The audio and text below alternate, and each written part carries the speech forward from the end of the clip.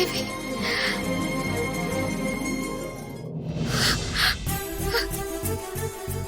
Sir நான் போய் டாக்டரை கூட்டிட்டு வரேன். சரிங்க.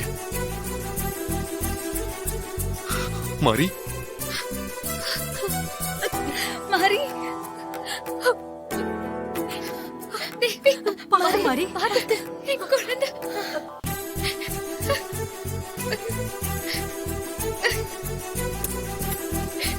தேவி, தேவி, தேவி, என் குழந்தை.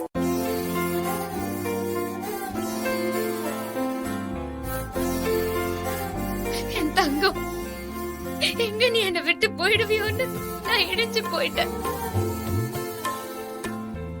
நாலு பக்கமும் எரியிற நெருப்புக்கு நடுவுல உன்னை பார்த்த உடனே என் உசுர அப்பவே என்னை விட்டு போயிடுச்சு.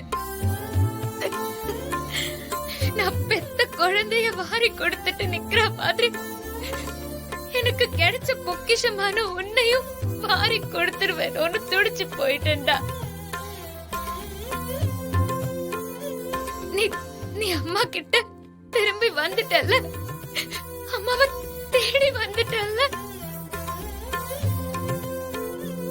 இனி உன்னை யாராலையும் என்கிட்ட இருந்து பிரிக்க முடியாது.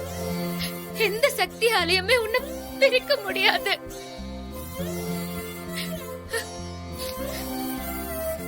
ஹஸ்பண்ட் சார், குழந்தைய எப்படி காப்பாத்துனீங்க? அந்த சர்மாவை போலீஸ்ல புடிச்சு கொடுத்துட்டீங்களா? இல்ல மாரி, என்ன ஆச்சு? தப்பிச்சு ஓடிட்டானா? அவனெல்லாம் தப்பிக்க விடக்கூடாது ஹஸ்பண்ட் சார். போலீஸ்ல புடிச்சு கொடுத்து தண்டனை வாங்கி கொடுக்கணும். அதுக்கு அவசியமே இல்ல மாரி. ராகேஷ் சர்மாவுக்கான தண்டனைய அந்த அம்மனே கொடுத்துட்டாங்க.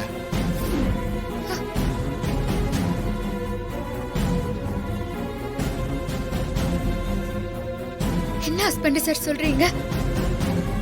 மாமா கொஞ்சம் புரியுற மாதிரி சொல்லுங்க. நீங்க எல்லாரும் நினைக்கிற மாதிரி ராகேஷ் சர்மா கிட்ட இருந்து நான் குழந்தையை காப்பாத்தல.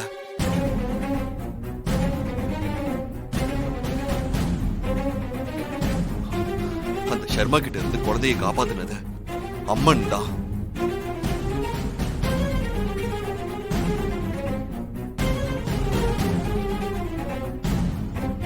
அந்த அம்மனே நேர்ல வந்து